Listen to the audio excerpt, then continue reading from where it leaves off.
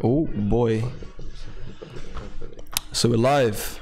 Live. And I would like to introduce Benj and Human Timothy. No, man. Thank you. They run the Ethics brand. There's now a pop-up store on Charlotte Road, am I right? There was. I was today the last Yeah, day? it's gone now. Yeah. It's gone. So We're mostly online based, Yeah. but we just pop up when it's the right amazing. vibe. Yeah. I checked it out, man. It was super dope. So everything you guys make is like organic cotton and Pretty much. very Recycled- life-saving. Yeah, recycled polyester. Just those few there's always levels and stages to the thing, but Right. you can only work from where you're at. But to go from high street brands, you don't know what cotton it's made from. You don't know what the workers get. We like to think for sure. we trust them. The fact that the company exists in England, it should be okay. But obviously, it's not. We know really it's not the case. So just little things like most of it's made completely with renewable energy, and then they've all got the Fair Wear stamp, which means the way the workers choose to work that job, and they all get guaranteed a fair wage. So it's just for us, it's just the minimal starting point. Yeah. It's like at the moment I'm working with a brand who kind of similar, like they have all their clothes made by union workers. So it's not like, you obviously you can't guarantee anymore that your stuff isn't being made by like a 13-year-old kid. Exactly. So and I think it's super important. I love what you guys are doing at the moment. Do you want to have talk to me about your background, Tim, and what kind of brought you into this as a brand and what you've done over the last few years? I mean, this is pretty opposite from my whole career up until now. It's quite a shift for me. I was a professional athlete, parkour freerunning athlete, won world championships several times in 2009, 2011. And then I got into became a vegan, as it just happens to some of us sometimes. That's happened now. I'm one of them. But what I love about you is you're not overly pushy with it. You don't really try and force it on people, which a lot of people do give a bad name to vegans. It took me a few years of learning that that's not the way. You know what I mean? I was there, so no more self-righteous than the recently converted, and I lived that. And now I'm like, okay, no, there's another way. Veganism is just what underlines what we're about. It's a foundation, but it's not. It's not what we put on the pillar. It's it's just part of you. Yeah, who we are, how we live, the vibe we bring. That's when people feel that. That's what ethics is to us, It's ethics, the company, it's ethics written without an I, and that for us is removing the ego, the self from it all. And it's not just, a lot of vegan clothing has big animal liberation things written on it, and so anyone that's not from made that step yet, they just feel a bit too challenged, and we don't want to challenge people. We want people to feel it out. Well, I think it's cool. I think I read on your website somewhere that it said there's no I in ethics. Yeah. That actually not stuck with me, but I really appreciated that, and I understood why you dropped the I and stuff a little bit more. Yeah. I think it's super cool. It's also easy to get the URL. I will say. But and the socials, But it works. But it works for us, and the socials exactly. Yeah, no, it definitely works. Socials cost us £50. URL was $10. I bought my social for £50. Medium. Some Canadian girl had it. Yeah. But yeah, man. Well, yeah, I think that's super dope. I feel like I'm half in the process of turning into. Yeah, he's on the way. I don't want to say vegan, but I don't eat red meat. I haven't in months. Good man. Yeah. And I'm getting into corn. So Nat, who you met last night, who I live with, she's a big time veggie. She's been veggie since she was 2. 2 or 3 since she was a kid. Wow. Yeah, respect, man. But it's not even I don't know. She's at a point now where she can't even. If she tries to eat it, her body will just reject it anyway. But she's completely content, and she's healthy. That's another thing as well. I feel people often assume being vegan or being vegetarian, you have a lack of health because of that. And I've spoken to you about it in the past, and you've said things so for example, you're on this for the last 4 months. You've been eating raw fruit and veg, right? Yeah. And you're saying you feel you have longer days and more energy. I have extra hours in my day for real. See, that really interests me, man, because I don't. Obviously, I can do it if I was forced to do it, but I think it'd take me a long time to get used to that. It's not about ever feeling it should never be too hard a step. Yeah. Do you want me to go closer? No, I'm just putting it between you guys. Yeah, it should never be too hard a step for you. You can look at raw and go, whoa, or you can look at vegan and go, no way, I can't comprehend it. Yeah. So then that's not right for you at that time. But maybe vegetarian, you go, I could do that. And then when you try something you can transition. Just the act of changing something in your life for the better that is a bit harder, but it's for the better, you get rewarded. Once you experience it, you're like, wow, I do feel a lot better for that choice. And then you start to find other areas in your life where you can make those choices and challenge yourself. And when you make that step, you feel better for that, and it's just a continuous growth. Sweet. So Benj, that's the new Benj. The new Benj. Talk to me about, and the viewers obviously, about your background and how you got started. We met years ago. We met many years. Yeah. Example days. Yeah. Example days. We met actually. I remember it was the Change the Way You Kiss Me video shoot. Oh shit! At Ministry of Sound. Ministry of Sound Club. Oh yeah. And we, good old days when I had no responsibility. Max came through, man. It was like to be in the video, yeah. And but yeah, I come from music then. Yeah, that's where you met me from. Yeah. Like example, I was touring with him for a couple of years. I met him through Tim, which is mad. You met example through Tim. He watched me in the World Freerunning Championships and tweeted me. Oh no way! 2009, and he was I was gassed because I remember his first ever song, which was when he was more rappy. And I liked him from that. He had kind of an old school vibe, didn't he? He had a real bit. cool. He's definitely got some history with music.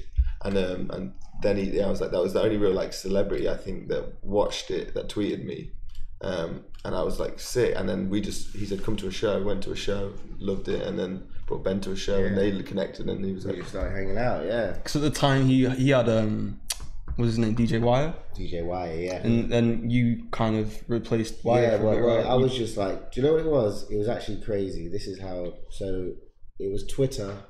He was doing this BlackBerry Live and Lost, it was called. So, I remember that series. Remember that? Yeah. So they gave yeah. you a BlackBerry and £20. Yeah, and you had to get around the country using just Twitter and your fans. Yeah. You I had to remember. like stay at their houses, and then at the end you would do a big gig for them. One night he was just in Birmingham and was like, I'm in this girl's house in Birmingham. It's a big free house. I might throw a party.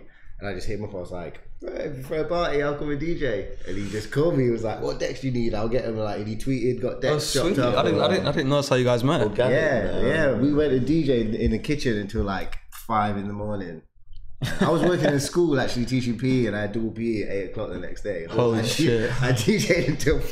Like 3 hours. Those are the ones, man. Those are the ones. You remember them? Yeah, a couple of weeks later, bro. Important choices. He just belled me and was like, "Oh yeah, I've got this tour coming up. I want you to DJ like in between the acts. Okay. Is that something that you'd be on?" And I was like, yeah, let me think about it. I was like, yeah, but he wasn't. But then he called me back and was like, "Oh yeah, there's room on the tour bus for you." Oh sweet. And I was like, cool, I can't not say no to that, you know. Yeah. So we just started touring. I started touring with him. You had to play it mad cool.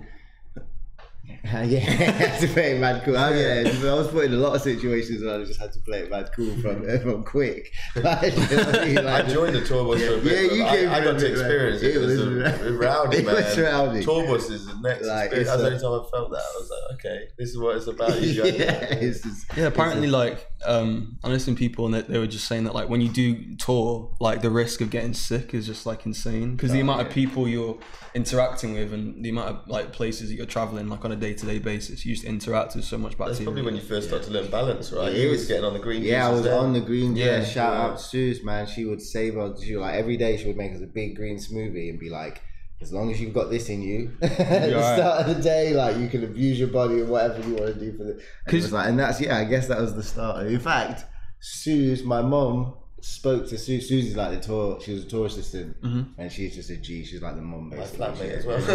Oh, she's your flatmate? No way. It was so random. Yeah, man. It was a crazy tight fam, but and she was our mum. She would just keep us alive. And she actually corresponded with my mum one Christmas and got me like a smoothie maker and all the little powders and spirulina and maca that had been keeping me alive. And that was probably like the steps towards the fucking just the transition. The health. Yeah, towards the transition. So real. Like, talk to me a bit, like both of you, either of you speak about a lot of people struggle to make a change. I guess it's different case by case. Some people just enjoy the taste of meat. Some people, will try it for a bit and feel like they're missing out on something. And for me, it's like you were telling me the other day that you had an avocado for breakfast. Yeah. You just had like a whole avocado. Yeah, I just had avocado. So it's like my breakfast, I had half an avocado with eggs on Rivita. Yeah. But like, I don't know if I could just eat a whole avocado. Like, I can't. Yeah. I can't even do that. You can't. No, I'd look like guacamole when there's a few things. Oh yeah. That's sick levels, like, but some avocados are like that. But some are just good, bro. Yeah. Good. Well, I think some people as well struggle to like take on the idea of, just eating our piece of veg or our piece of fruit as a meal, Simple, which obviously like at some point in time that is what people did. Of course. So when you kind of detach yourself from current society and what people currently do and currently live and currently eat, I suppose it does make sense. For example, you breakfast, another time you had just a whole watermelon, right? You guys just split many times. Watermelons are daily, yeah. It's like I fucking love watermelon. Like I put it in a smoothie or something. There's like a smoothie shop around the corner. We'll see if it's open afterwards if you want to run in. But yeah, they do this great like Mexican cooler smoothie and it has watermelon and grapefruit and stuff and it's amazing. But you never think about just buying a fucking watermelon. We do, yeah, we do every day. I think that's amazing. But that's something that I learned. But I think there's so much like, I think it's a big ego check.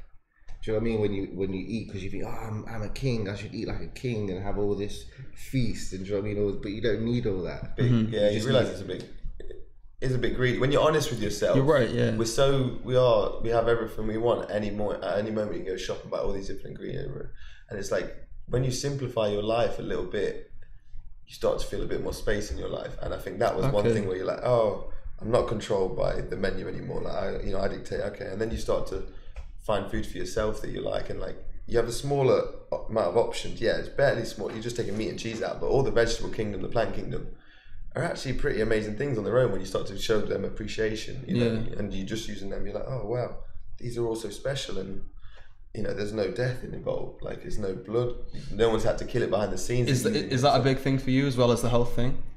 I think that is the thing. Yeah, I think more so. Once you get into it, you realise, damn, what's going on here? Like you're a bit blind to it, but once you make that change, like actually, I feel better eating this way.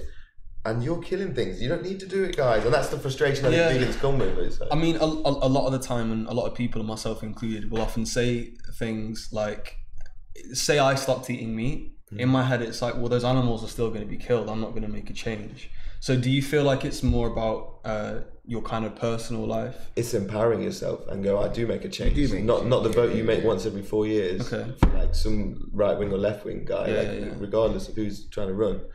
You're making change with how you spend your pound every single day. And imagine over 4 years, the amount of meals you buy, you are making a difference. That's true. You know what I mean? Like, and if we all start to think that way, we are making a difference. And then the shops, you've seen the rise of nut milks in the shops in 2 years. No, you're right. That's from vegan. That's from people, or not even have to be vegan, but making more. Oh, actually, this dairy doesn't feel right when I consume it. That is maybe meant for another species to grow a baby cow to be 400 pounds. Well, I'm not going to grow to 400 pounds, but I'll get spots. I'll get this because my body doesn't know what it's doing with these hormones, and it leaks out in other ways. And so it's like you see the rise of it in milk because that's the easier choice people can make. I can change my milk, but the meat is the main part of the staple, so it's a bit hard for a lot of people in their heads to put that away. But once you do, you feel a damn sight better. Especially when we don't drink human milk past a certain age, and then we start drinking other animals' milk. Like when you think about it, it's pretty fucked up. That, man, it's weird. No, it is weird. Well, it's a bit of a drug. There's a bit of dopamines in there that sedates you. So when you drink milk, when you eat cheese, you feel a bit more relaxed afterwards, and that's for the baby to calm them down. Like you know when a baby's sucking on a mum, they're like they start to zone out because it's like a dopamine. It's kind of a high. Yeah, so we get it from cheese, but once you can tell people and they go no, and they can. I can give it anytime I want. I can give it. I just don't want to. I can give it when I want. Yeah. So cool for them to find it. Yeah. Give me a couple of like top meals, your favorite meals right now. Watermelon. Any meal, 2, 3, breakfast, lunch, dinner. If it's good watermelon, we do hit watermelon. Yeah, if you're in the right. But it's end of watermelon season now, so we gotta switch it up. Well, that's another issue is, and this is half the reason I don't eat as much meat, is because I struggle to trust the quality of meat that I buy, regardless of where I buy it. So I can go to Tesco and it's all like obviously Tesco chicken or Tesco whatever, and it's like everyone knows it's pumped with salt water for taste and to make it more plump and stuff like that. And it's like half the reason I don't eat as much meat is because I struggle to trust, like where it comes from and the quality of it. But actually the same thing kind of applies for me now to fruit and veg as well. So it's like, as of recent, I've been buying a lot more fruit, eating a lot more fruit. I've always kind of eaten veg anyway, but that's the goal. I think focus on the fruit, man. Well, it just feels like sometimes for example, like, I don't know, like blueberries, I eat a lot of blueberries. So it's like sometimes I have a great batch of blueberries and then next week it's just like it's just not the same. And I think a lot of people, you know, often don't know where to go to buy specific high quality foods. Part of it's being spoiled, because when you buy like a Mars bar, it's the same every single time. You know what you're getting. Wow. Fruit is That's bit, true. You know what I mean? And when nature isn't like that, and part of the joy is then when you do hit a peak watermelon, you're like, what's this out of 10, bro? You go. We got 9.5 here, and then you gas, and then sometimes you get a set. The thing is, watermelon's never that bad, so you might get 6, but it's still going to hydrate you, even if it's not good. Well, you sit it out, you'll eat it, and you still feel better for it. Whereas if you're eating some McDonald's, which it tastes great, but it's like, what's the long run of it? Like, you're getting 5 minutes of pleasure, but how do you feel an hour later? How do you feel the next day? It's like, and it's having that little bit of discipline. And so to get that discipline, it's not like about saying, I'm going to stop this. It's about turning your attention to the documentaries on Netflix or whatever gives you inspiration to start, and then that will roll from there. And it's just finding the inspiration to do it, I think, makes it easy. It's definitely on trend right now. Like, when I say on trend, I mean it's discussed a lot. There's so many documentaries popping up all over the place. Loads of my friends are doing it, and it's really interesting where it's going. And like the milk thing, like you've just said, has actually not opened my eyes, but I think it's insightful when you say things like there's a lot more, you know, like soy milk and almond milk and stuff like that. Oat milk, hazelnut milk, cashew. It's like we always a lot of the time we have almond milk in here, because obviously Nat does drink milk, which he prefers almond milk now. But I don't know, I think it's super interesting. It's something that I would like to do. I just feel like it's something that does happen, you know, progressively. I think it's quite difficult to just make that. You'll get to it. But the option, that's the beauty of it. Really, is the options are getting easier for people. Like the people that are less inspired, well, inspiration is going to come, or the world's going to come to them, and they'll be like, oh well, I'm in this restaurant. Oh, you only do vegetarian food. Well, I guess I'll try something. Oh, that was enjoyable. You realise I'll try it again. Meat. Yeah. And there's all the little challenges. There's the veganuary, stuff like that. Veganuary. We did August. Yeah, we're the next wave, man. We had like 500 people sign up on a mailing list. No way. People join in for a month. Not everyone makes the month, but that's fine. Like, it was to give people an experience of going raw for a whole day. Like, people can't even fathom 24 hours. When you get to that evening and you've not eaten a cooked thing, you want a cooked thing. You know what I mean? Yeah. So getting over that, you know, from where you're at in your life, what's the barrier that's challenging you? Okay, that's interesting, man. What would you it's the last thing, and then we'll move on. I just find it interesting because it's rare you get to actually have these types of conversations with people who know what they're talking about. So if for anyone that's watching that does want to go vegan, or is in that transition, or in the process, or even just going vegetarian for the time being, what is there any kind of like wisdom you can provide, anything that will make it easier for them, and anything that will give them peace of mind moving forward? Or is that quite a difficult question? Well, forgive yourself. Like, if you mess up, don't just go, oh, I've not been vegan today, so I'm not vegan anymore. I'm going to stop. Like, no, it's a process. It took me 1.5 years to really be 100% vegan. I'd still be with the homies. This is before Ben was vegan, and they'd order pizza after we were playing some Mario Kart on a Friday night. And they ordered some pizza, and I'm there, the only vegan, and we're in Burton. There's no other takeaways that will do vegan food there. You know what I mean? I'll have a slice of pizza, okay? But it took me 1.5 years till I didn't even do that. So, but that was only very rarely. But it was a real transition of like, okay, I'd go months vegan, and then that would pop up, and then eventually your homies get on board, and it's like it's all about staying on the wagon. Don't give up just because you fall. I think that's important, actually. Yeah. Okay. No, I appreciate the words, man. It's not that hard though. I just don't think it's hard. The first week is just a bit of new awareness. I think we're spoiled for choices now. Do you know what I mean? So you can go and get in corn, you can get in. Well, I think it's good with, obviously there's places like Cook Daily now that are huge, and there's another one, Temple of Satan. I don't know if you've been there. Hackney's been there. Not recently, but yeah. No, I've never been. I've just like heard about it, but it's like, dude, the first time I had Cook Daily. And so I had like the chicken, like the vegan chicken that they do with veg, and I was just like, you kind of realize you don't need meat to have a good meal, and that's like my favorite place to eat. Every time we're hungover or whatever, we always order Cook Daily. That's the joy, like, without fail. He's the man. Sweet. And watch What the Health, I'd say, on Netflix. It's like a recent one that people I'm watching. waiting on that, this is my. If you've heard it before and you've not watched it yet, go watch that. A lot of people are talking about that, man. I haven't seen it yet, but I'll probably watch it tonight now. I wanted to discuss not in like crazy detail, but I just wanted to like touch on it. So obviously you did Ninja Warrior. I did, yeah. And I just want to have a bit of background about that, man. Apparently there's like, Ben was saying there's like facilities, and you were at one, like, we went to where you can actually go and just train there. Yeah, it's coming now. I mean, America, I did the first 4 seasons of American Ninja Warrior because I was born in America, so they let me compete there. Oh, whereabouts? And I was like, I was born in Connecticut. Okay, cool. And then when I was 3, I moved to Derby in England, and I grew up there. But just that gave me citizenship, and so I was able to compete there. I would travel each year. I'd have a shoe company sponsor me, I'd pay for my flight, and I'd go. And I did quite well in the American ones because it was early days. Then it came to England, and I was able to compete season 1 and season 2, and I was last man standing in season 1 and then second in season 2.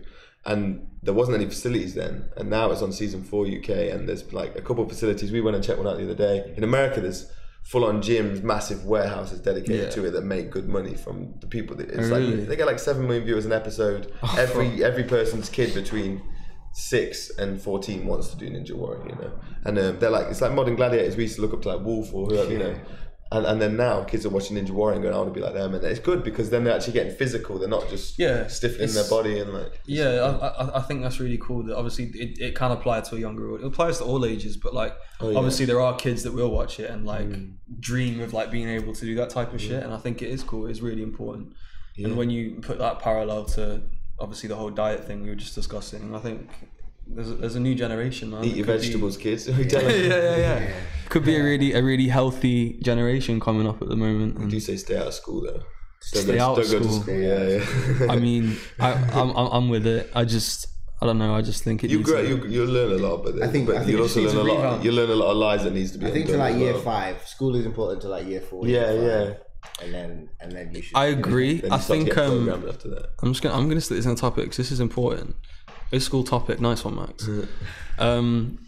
Because I touched on this, I think, on like the first one we did, and we got some decent participation. But my take on school is that it happens way too early.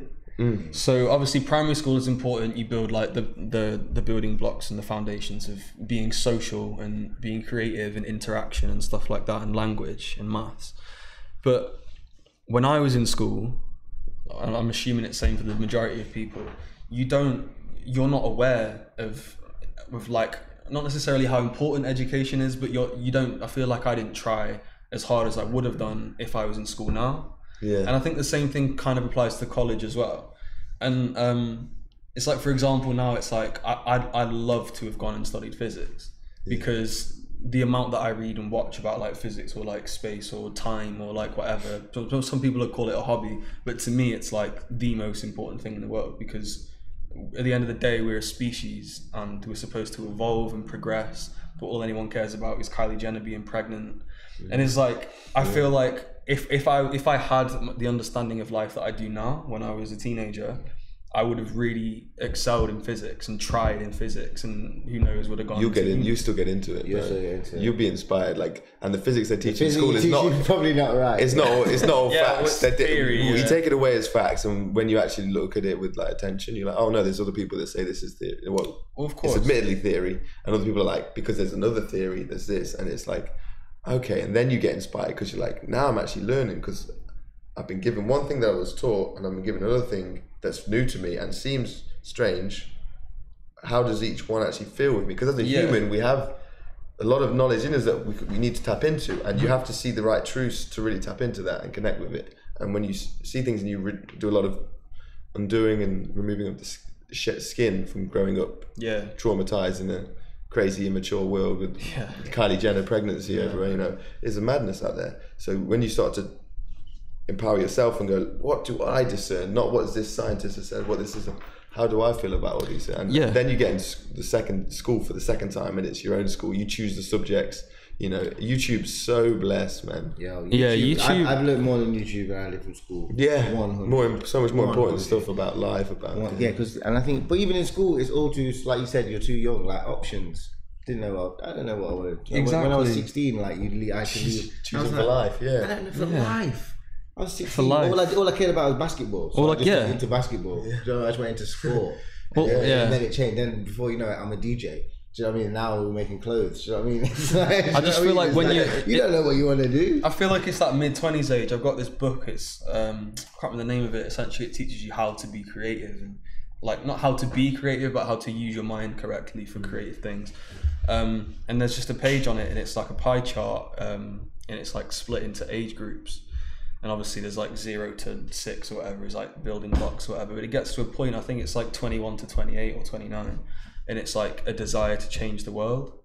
And it's like, that really resonates with me. It's like, I know I'm not, straight up. well, it's like, I'm not going to change the fucking world right now. But like, that's, You try. it's all I want to do. Like, when you say not right now, you mean right now or not right now? No, I mean like, Not today. Yeah. Not today, but we're changing. Like, today, we are changing. Yeah, I just mean bit by bit. I'm not going to change the world right now and then wake up tomorrow and it's going to be different. But Yeah, that's true. I'm going to continue whatever my journey is or whatever the fuck it is that I'm doing in my life. I'm going to continue that with the idea and with the aim to, you know, make a change.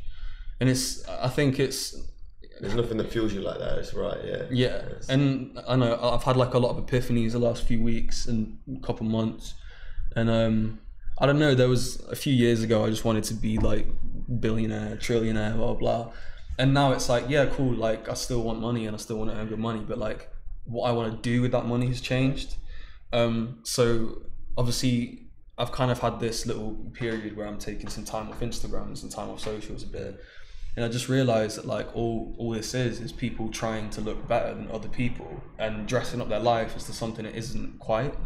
Yeah. Who's the best fronter? Yeah, it is. What's behind the surface? Exactly. People don't post the dark times or the, you know, when they've got no money in their bank account. It's like people don't post that. But, you know, I did then start questioning why it is that I want to have money. And it's like, do I want a really nice house and a really nice car because I want it and it will better my life? Just not to or flex. do I want it to put on Instagram and have people see me in it?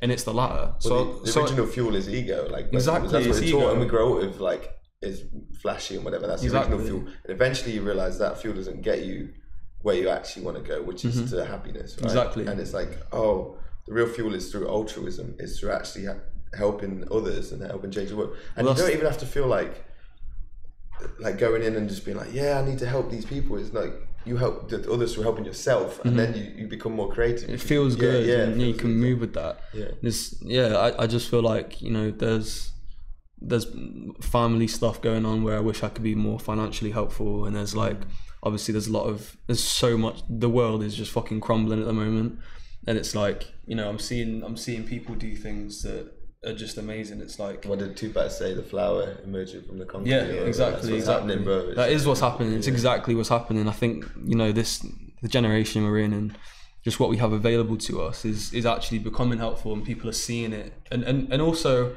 as much as having Gucci is cool, it's kind of becoming a thing where like helping people is cool and being charitable is cool. And I think that's a really interesting thing to touch on, because it seems that this kind of awakening that I feel like I'm going through and a lot of people are going through, everyone's going through, I feel like, within a certain age bracket.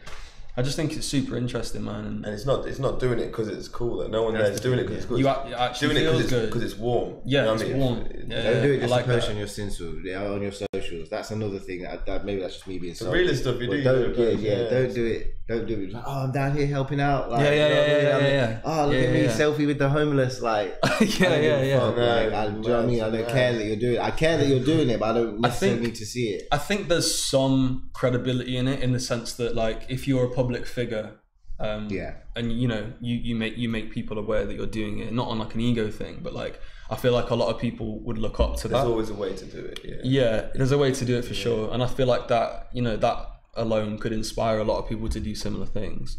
It's like I remember JME did, it was a couple Christmases ago, he went to like every single Sports Direct or whatever, and he bought all the sleeping bags they had in stock from like 5 different stores. And he just drove around I think it was like Christmas Eve or something, he just drove around all Christmas Eve just handing out sleeping bags to homeless people. Man, that's the homie. Yeah, and the real G. That's how to do it correctly. What would JME do? Yeah, he's a real dude, man. He's a real guy. He's one of the realest, man. So he's a supporter of us from day. Yeah, from our original first item we had, man. He was rep it. No, well, V-Gang was his thing. You know. Well, yeah, he's big time into that. That's what V-Gang now I see clearer. Yeah. Vegan what? Now I see As clearer. a bar. Okay. Vegan, now I see clearer. No meat, no cheese, no milk, no eggs. Don't believe me, ask Sarah. And that was when we first heard vegan, and he's a homie. We're like, do you mind if we put it on something? And we put it on a shirt, and he repped it. And that's another thing. A lot of people wouldn't be okay with that. Like, there's people that would be like, oh well, no, like I said that's my thing. So it's like I respect that as well. I just feel like not all people puts the seed and walks away, lets it go. You know? Yeah, that's a good way to say it, man. It's a really good way to say it. So has anyone heard about? Just moving on a bit. Has anyone heard about what's happened to Uber? No. Does anyone care about what's happened to Uber? I mean, I do use it, so I should care, right? I use it. We're country boys, though, man. We ain't got Uber in our little town yet. Oh, you don't have Uber up there yet? Okay, well, I'll just fill you in then. And TFL is the trains, yeah. TFL, Transport for London. Okay. So they do all the buses, cabs, trains, like everything in London. So Black Cabs is TFL as well. So let me tell you what happened first, and I'll tell you my opinion on it. So what happened is, about 2 days ago, maybe 3 days ago, TFL released a statement publicly and on the news and on socials and everything, saying that from September 30th, they're not going to renew Uber's license. So Uber have a license which allows them to operate in London.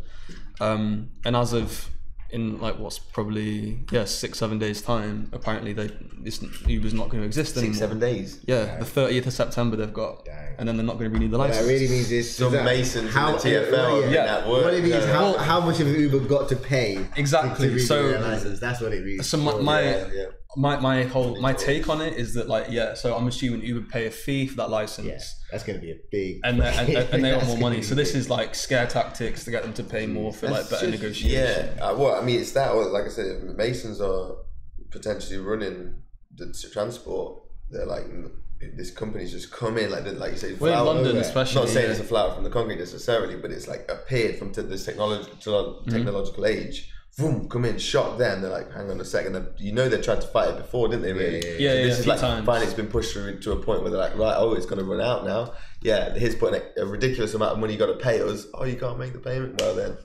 back to cab drivers. And fair enough, man. That's the little war going on there. I just feel like the thing that really fucking pisses me off about this whole fucking. I'm getting pissed off now, but like the reason why I'm pissed off is not because like I want to use Uber as such. It's because how I kind of touched earlier on saying we're a species, we're not individuals. Like we should think about ourselves collectively and pushing forward, whether it's technologically, emotionally, however. If someone starts something and it's absolutely groundbreaking and it helps hundreds of thousands of people, they employ 40,000 drivers as well, bear in mind. So that's 40,000 people that are going to have no income. That's in London? In London. Well, you say no income, it's often a second job. Yeah. Well, Uber's, bro, most people are full-time Uber now. They work like 5-6 days a week. Still, that's crazy. Yeah.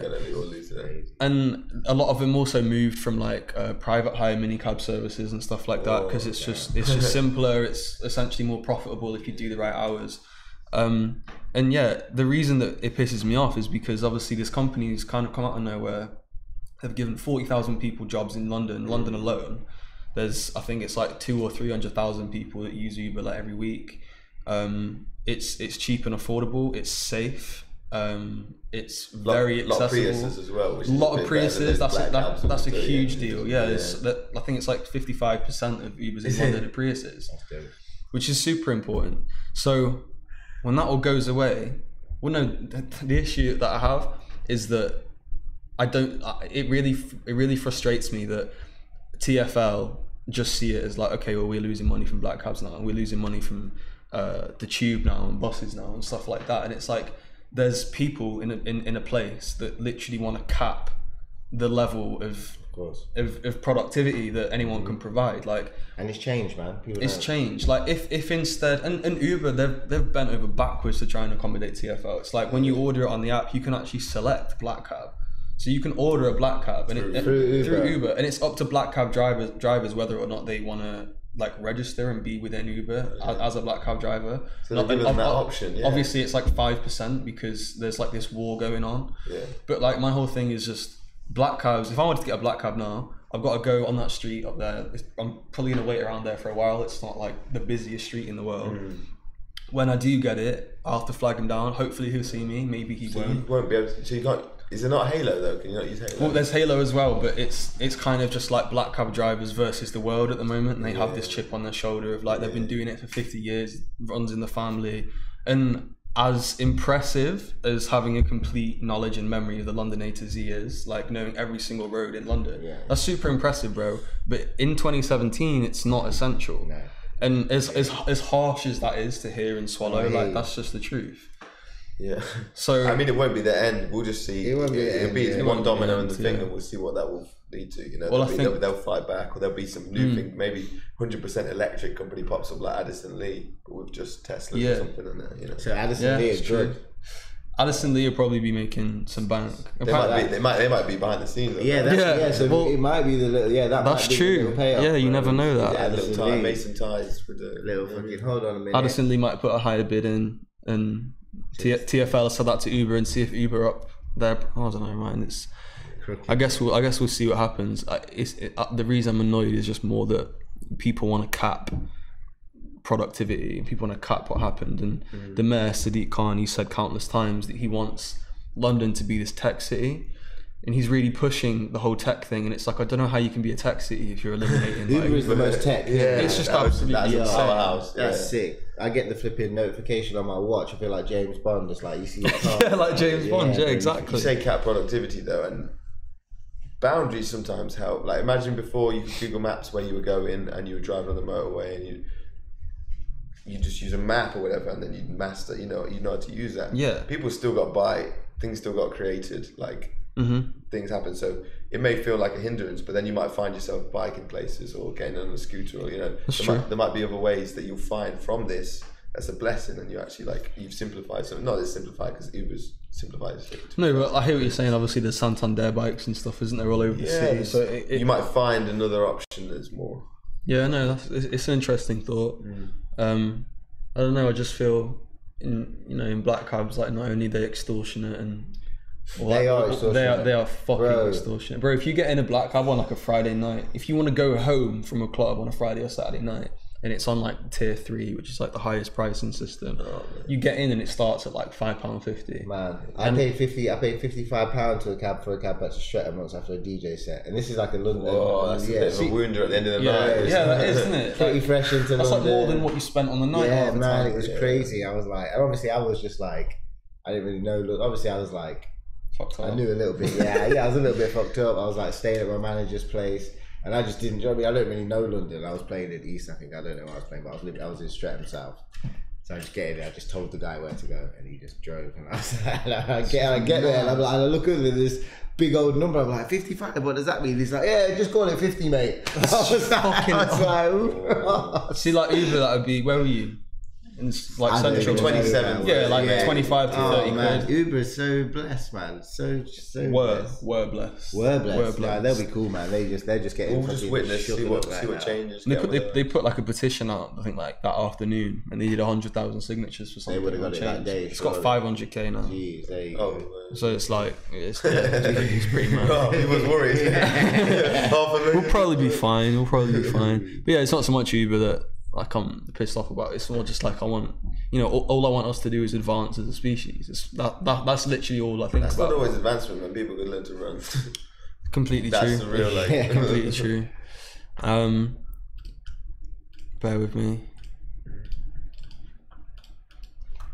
Let's move on to what do people know about AI? I don't know much. My body's way better than any AI can come, man. That's a misdirection for the people. We want this, we want to add this to my thing, and we're like artificial intelligence, we want to create robots. It's like so much magic in nature, and we're just like taught to just, I don't know if it's taught, but we're just like, nature. The people are a bit scared of nature, especially London. Oh yeah, a bit scared of nature. And absolutely, it's a real man. Ultimate appreciation when you understand, and you're not like you can. Well, we're so sheltered. Yeah. Like we're lucky to live in a place where the weather's pretty much fine all the time. It's like people complain about it being too cold or too hot, but obviously like the UK as a place and England specifically is just like it's the ideal weather really. There's no kind of dangers. Not till you go to Snowdon or something like. Yeah. Switch up. People, you're never more than like 2 minutes from a shop buying water out here. From a what? From the shop to buy some water. Like, you're never that far removed. When you start actually go to nature, you go hike up a mountain, you're like, I can't just tap out now. I can't just I can't just get an Uber now. I can't just go to the corner shop and get some water. Like, no I used to be serious. reset, Yeah.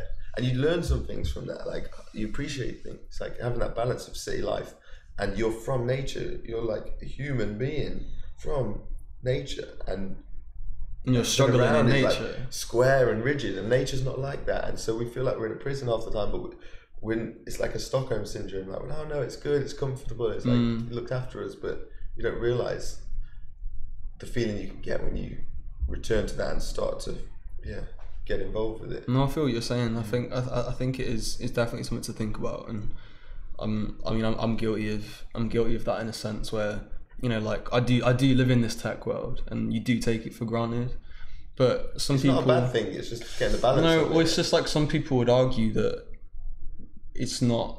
Like, it's sad as well what I'm about to say, but I think some people would argue that you don't need that as much because, you know, like all this is so readily available, and I don't know. I just feel like everyone's kind of, especially kids now, that are being brought up with things like iPads and shit like that. I just think it's really bizarre that if I tried to picture myself hiking up a mountain, for example, like what you guys do probably on the daily, it's like that'd be a struggle for me.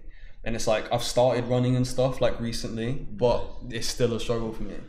It's hard work, man. It's as much as you push it. Like, you maybe just need to run 10 minutes and finish feeling good rather than trying to run longer. Yeah, no, for sure. Rather than we want to straight away do the hardest thing. But again, it's the issue of our generation. I'm just so impatient. I don't know whether that's me personally or whether it's the majority of people. It straight up is. But that is part of technology. It's like people used to make movies or release new clothing and they'd work on it for months and no one would see anything, and then it'd come out on a blog site or it'd come out on TV as an advert or pop up.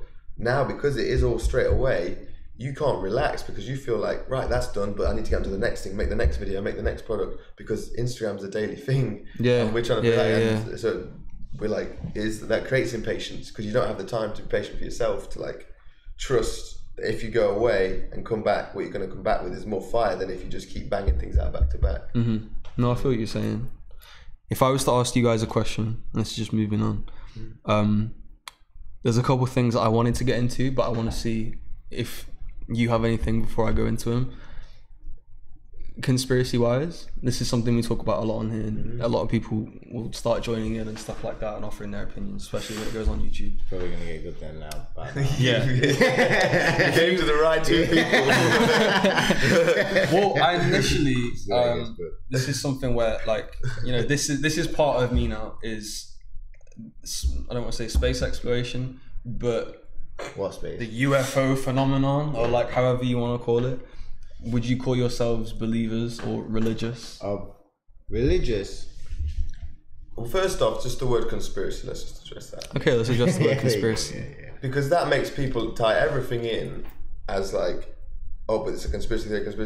And if you dismiss one conspiracy theory, you will not listen to any others because you're just already like shut the door to that. You're so closed, yeah. Whereas you have to remember, like, just realize some stuff will be bullshit, but amongst that will be some gold dust that you might overlook, some rocks you need to unturn. Well, and also, sorry to jump in quickly. Also, if you take, you know, conspiracy A, conspiracy B, and conspiracy C, like, yeah, one of them could be complete bullshit, but if you delve into A and you learn as much as you can about A, 60% of that might be bullshit as well. And I feel like in most communities, there's people that give the rest of the community a bad name. So sometimes they might be plants. Like we don't think that's the level, but sometimes people they plant some rubbish with the good stuff to make it all look silly. Like, well, it's people like Carl Sagan. I don't know if you know Carl Sagan, but people like him, for example, who kind of, you know, there's a little theory around Carl Sagan because he talks so much about physics. That was my leg. He talks so much about physics and so much about space, but he's very, very to the point, and he dismisses alien life. Neil deGrasse Tyson, man. Like, I know a lot of people. I know a lot of people love him, but you love him. I don't love him. Like, I don't watch him to learn, but I think the way in which he constructs his sentences, I think he can which it actually could be a good or bad thing depending on how you look at it. But he can make people understand easier. He's a good salesman, especially younger people, to a degree. But he again is dismissive, and he definitely is. I first heard him on Joe Rogan years and years ago, and I was listening to it because I was interested in it. And then they brought up the moon landing, and I did not believe the moon. I believed the moon landing, but the way he dismissed it really rubbed me the wrong way. I was like, wow, he's talking about it this way. Like, that's interesting. Come on, man. And from that point, I was a bit dubious of him. And then things I've learned since, I'm like, yeah, no, he's I don't know. I just think when you have as much knowledge as he does, and you can be so opinionated on one thing to the point where you're just closed-minded, I don't feel like that's a good personality trait for someone in his position. Like, if you call yourself a scientist, a professor, a doctor, like whatever his or anyone's title may be, I just don't think that in any of those positions you can be closed-minded to any theory, because it's your duty. Your mind up to it's your job and your duty to listen and theory is the word. Yeah, theory. Conspiracy came in, like, but if instead of calling things conspiracy, have you heard the theory about 9/11? Have you heard the theory about? And then then it's school time. Oh, let's go learn the theory. Sure. Let's go learn. How can people really believe that the Earth's flat? They've not been to school. Like, we've all been to school and the same. How can people? But then you just dismiss it. Like, how can people? But actually, go and a human believes that. Whoa! How can a human believe that? What do you know? What? Oh, okay. Oh, there's that. I didn't think that. Oh, yeah, true. There is another. Maybe that is. We're just giving stuff we're taught, and we're not taught there could be another option. We're just saying that. Oh, because you know. So. Oh, okay, I can see how you can think that. You're a human, I'm a human. You've learned some things, we've got the same brains, you've got the same power. I get it, but we just want to dismiss stuff because we've been impregnated in our minds with these beliefs we believe to be the fact. Would you think the Earth's flat? It ain't a sphere. Really? Yeah. So you firmly believe it's flat, or you're open to the idea of it being flat? I mean, there's mountains, so it's not flat, but you think it's on a plane? I mean, 3 guys didn't get in a metal aircraft and go to the moon with some video cameras and transmit a live feed back to Earth, land on the moon, then jump around, get back in, take off, filming the whole thing, fly back into the atmosphere through the hadron is that outer shell, which we've not gone through since. Right. Come back, land on Earth in this rocket ship as well. So it's got all this mad, and like I can't get Wi-Fi in the mountains, or even in my mum's yard sometimes. I have to go upstairs, and yet they live streamed the video 40 years ago in the 70s. In the 70s, and they've not done it since the 70s. Do you not think? Would you not be open to the idea that NASA had significantly better? They wanted people to believe they had better, but they didn't. They wanted to just beat Russia and make Russia blow all their money. The space race thing that's a big part. They make Russia blow their load of money, and NASA still get 20 billion. Well, it goes up every year, but 20 billion a year to send a couple people out of this. What about within the shell? What about within this, whatever we think it is, dome, whatever? What about within this? We send 20 billion to send a couple man out there. What about the homeless people in New York? What about them? Why aren't you America? Why aren't you taking care of your own? You're so busy messing with Iraq, with all these other nations. Dude, Donald Trump's your president. Time to look home and deal with that. Come on, like. What do you think? Is the Earth flat, man? Man, we don't know. But we also don't know. We can't trust NASA. I know what our ancestors know, or what they believe. It's only been 500 years. They believe of theory it's flat. Oh yeah. Oh, and they were, man. You look at them. Some of the culture they had. They were way more cultured and mature than our generation, than our society. Oh yeah, today. absolutely. And they were out there. They were with their heads down on Twitter. They were looking at the stars that way around, and they were getting information. And they were, That's why they built Stonehenge. Yeah. And so what? I'm trying to think how I asked this. Yeah, you've been to Stonehenge? Yeah, we've been out, even in the Peak District, there's loads of megalithic sites. Yeah, like there's a few, yeah. We were at 9 Ladies, man. There's like 9 big rocks around the thing. Like, not quite Stonehenge, but it's... I need to check them out. I've never been personally. It's time, there's no rush, man. We're only getting into it now. Yeah. They've been here for thousands of years. they'll still be here. Bro, it's art. Like, it's real art, because you have to really try and conceive, what is this? Oh, it's tied in with this. Like, when art's tied in with the landscape, you're like, oh.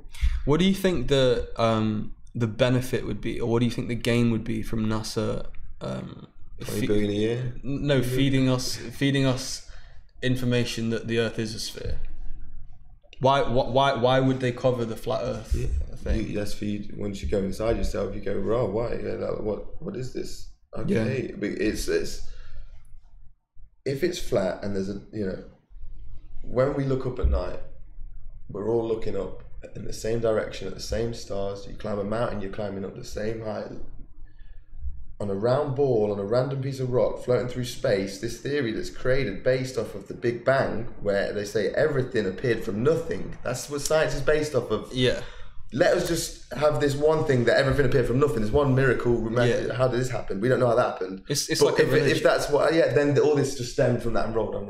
Yeah. Or there's a creator out there that created this realm, and we're like ants in an ant farm, but on a bigger scale with a bit more freedom and creativity and like. Okay, wait. Take that ideology real quick. You just said about someone creating us from ants in an ant farm. Are you familiar with the whole AI, the simulation thing?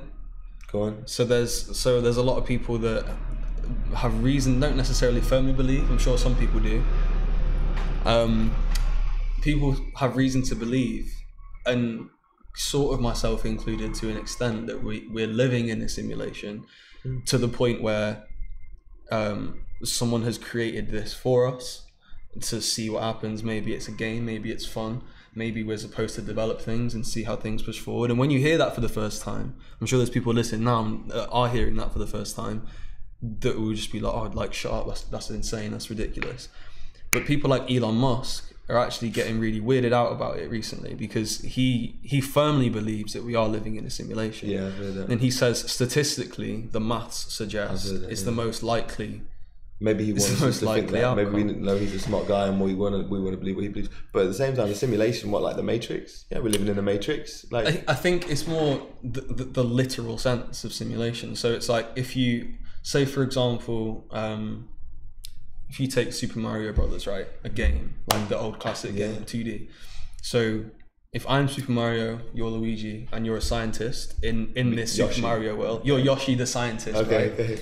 So if you spend your whole life in this game, which seemingly is forever, just figuring out the physics of your world. So you can see that all you can do is run in a straight line or back the other way. It's just 2 dimensions. There's physics as to the height you can jump and the speed at which you go up and the speed at which you go down. There's physics as what happens when you die. You come back alive because you have extra lives. The way you can punch things or interact with enemies or allies or whatever. You can learn all that, and you can learn 100% of it, and that's your world.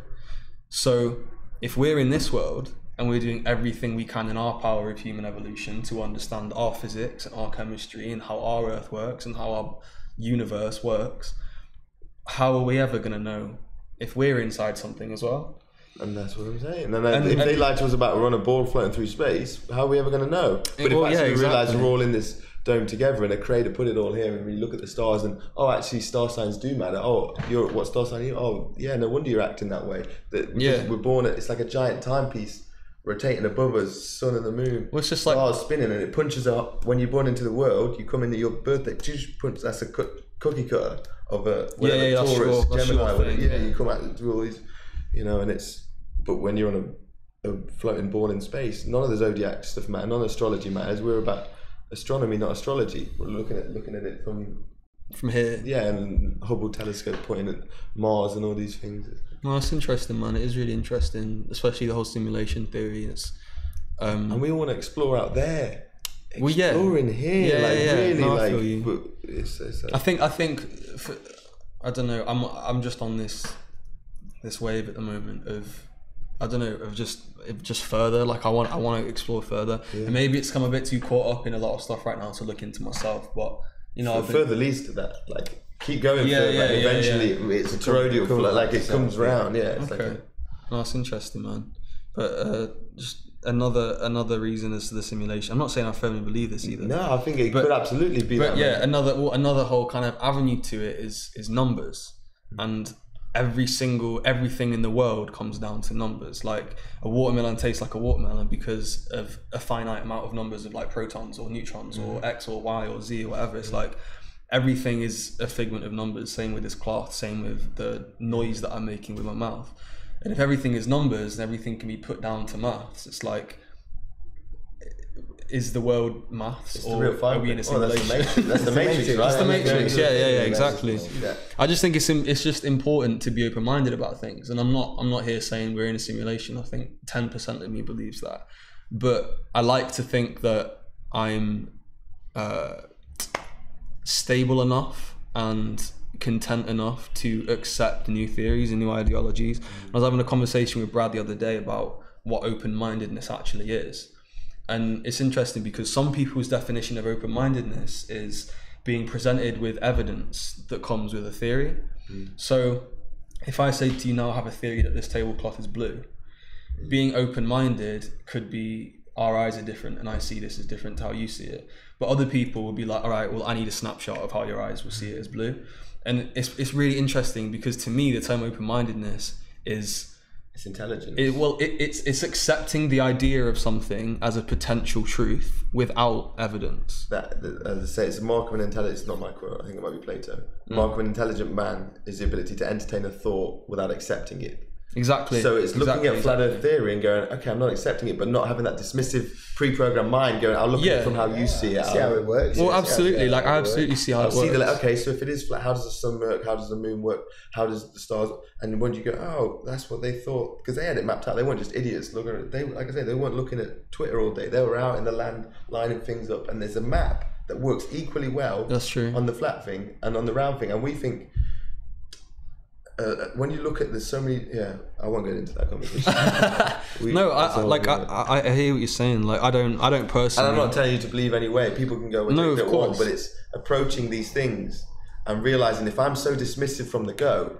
This is what Agent Smith is in the Matrix, by the way. Is like if you go on the tube and go, I believe the Earth's flat. Agent Smith is going to pop up, and it's not what all these people have got these preconceptions of things they've been taught in school. Coming through them, it's not what they've not seen it with their own eyes. They've watched NASA, which is we can watch CGI movies like Spider-Man and stuff. Yeah. It's like you've watched the screen, you don't know that's real. You're just trusting the source. But you don't know the source for Adam. They might be making profit off you. They're making profit off you, by the way. Yeah. But it's like they're taught this stuff, and then all these people are like suddenly they're experts on it. When they're trusting other people, when you trust yourself. And you go out to the land, we climb mountains, you look in making these observations, you go, wow, it does line up with the other theory. It lines up with that as well. Right. What if?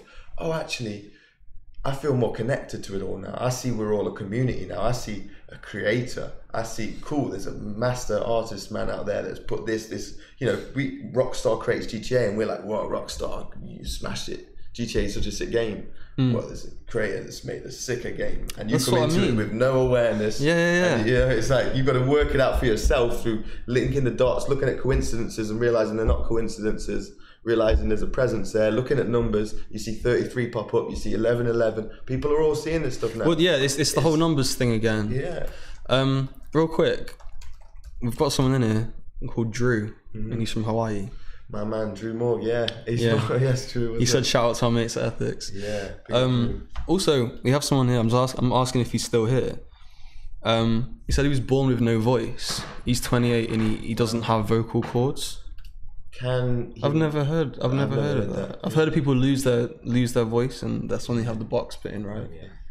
That's my first question when I hear it's not got like maybe like a like a nasal. Can you hum? Yeah. A nasal sound. But I've just asked him if he's still here anyway. I'll see what he says. Can you I'd be curious then. We have someone else as well. I'm just going to read this because I think it was a while ago, but I forgot to look at it. It says we and our politicians need to start developing tools to measure objectively, long term, the contribution of the common good that a company may or may not be making within its local environment and the rest of the world. Right. I'm guessing this is about Uber. Imagine if that's the scale, and then you see a website or like a magazine post of like the company's rated by their long term. Yeah, for sure. And there are websites that do that, but it's just not as pushed because they're not the ones paying for the advertising. It's like they don't make a shitload of money, so it's just how the world is. Fairphone, we gotta get on the Fair. Do you know Fairphone? It's the Fairphone. It's the new phone, man. Yeah, it's a phone. It's there's Fairphone 2s out, and basically if your screen cracks, I think it's like 60 quid. You buy everything in it is replaceable. Yeah, 25 for a screen. Yeah. When they upgrade the camera, you can pay 30 euros or something, and they'll send you. You just buy the camera. Buy the camera, and then you unscrew your camera, and you can put that camera in, and so then you're not buying a new phone as frequently. You're just buying the parts. As the parts get upgraded by technology, you buy the upgraded part, and it's all made sustainably. I think I might have seen this actually. You can have it interchangeable pieces. Yeah, and it's a what does it say? Android, yeah. So we're iPhone guys, and we're like, okay, maybe we need. And then we saw a guy in the shop. First time I seen one yesterday, we saw a guy, and he was like, Fairphone. Yeah, it's all sustainably made. A lot of they got really good rankings on one of those environmental websites. And iPhone wasn't the worst, but there was a lot more that were way better, and that was the top. And it's like £400, which is not bad. It's like 12, same front camera, same back camera as the iPhone, 12 megapixels. No way. I was bringing it up now in case anyone gives a shit. And to me, if it's got Google Maps and Instagram, then I'm good. That's all obviously YouTube, but yeah, that's going to be on any sort of phone like that. It says there's nothing Apple does really that you can't get. That's super. It's just obviously the layout and getting used to the system of Apple. We've created the world's first ethical modular smartphone. Boom. No way. Well, that's there if anyone wants to check it out. Fairphone, if you want to send us some. No, that's really cool. I think I'd kind of heard about it, but I hadn't actually knew about the name. Can I ask you about your crystals? My crystals. I wish I had some stories about these crystals, man. Did you know what they are? Well, I was at this market, and there was just a bunch of these stones. Just drawn to it. And there was one pink stone, and I was just like, what the fuck? I don't know why I was so drawn to it. Do you know what it is, though, bro? I don't know what it is. It's like mega. I can't remember. I've got one of them. I actually got one in Hawaii. The little grey part. Yeah, it's nice. You can get some deep red ones with the little grey, and it's nice. I didn't even know they were a thing. I don't know why I was drawn to it. I just found the chain. Of course. Oh, you roll with them. You actually roll with them. Yeah, man. Amazing. That's Jet. Yeah, I like Jet. Talk to me about it. See Jet, feel how light that feels like. Holy shit, yeah. Holy shit, that is light. So some woman came up to me, and she's always gives me gifts. Some like strange woman. Well, not strange, but she's like, yeah, that's citrine or something. But she gave me one of these, and she was like, meditate with this. She was telling me my upper and my lower half of my body are like not as balanced. I should meditate with this. And so the first night I did it, and then I went to sleep, and I had the sickest dream of flying, like I've had. Really? Yeah. And no it was way. Just, all powered by belief, and just the fact that that's lighter. Yeah, I can't get over how light that feels. I'm like, okay, that's halfway to flying. It doesn't feel like a pebble, or a stone. It just feels. It's called jet. It's like jet fuel. So we're working this stuff out. Like we're not giving. We're finding this knowledge from within. We're like, investigating, putting things together, man. Really, I know that this is citrine. This one's citrine. It's citrine, yeah. Which, I guess looks pretty yellow similar. Citrine, yeah. That's kind of nice, man. I didn't know about that.